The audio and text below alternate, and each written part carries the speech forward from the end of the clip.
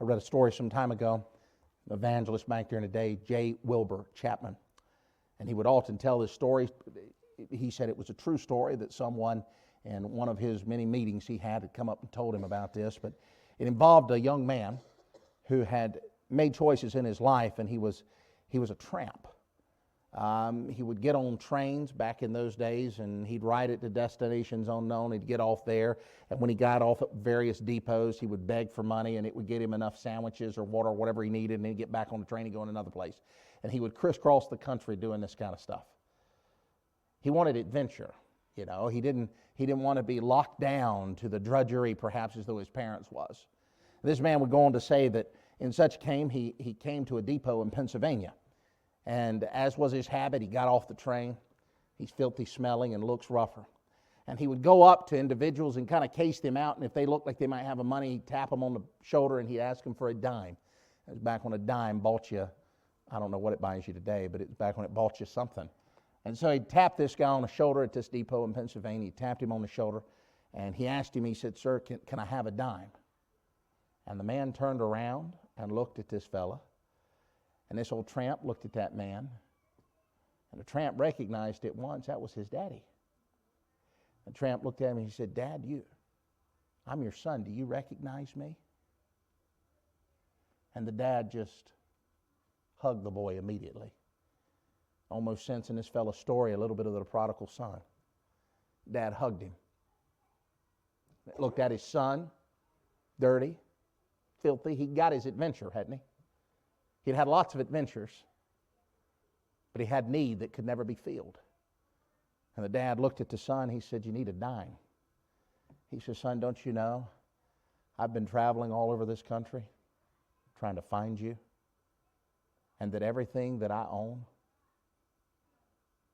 is for you." That story really indicates this very phrase, that you might be filled with the fullness of God. Oh, how the child of God's like that tramp a little bit.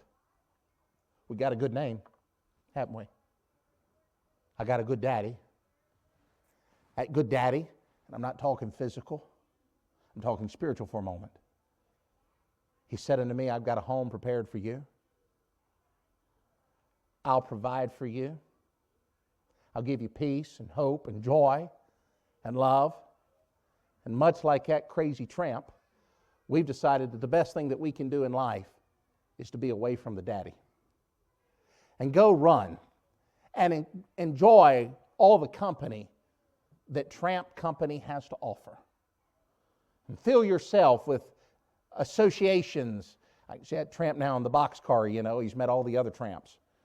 And they've talked about where they can go and what they've done. And the best they can ever hope is to exchange stories where neither one of them know if the story being exchanged is true at all. And go from this place to that place and sleep out under the stars. It all sounds adventuresome until you start doing it. And pretty soon you've turned into gears. The people that you thought cared about you as far as your family have forgotten where you are. I know someone right now that's got a child, a grown child. They have no idea where they're at. In a 21st century way, they've decided to become a tramp. And they've wandered all over the place. Every couple of years, the parents get a phone call.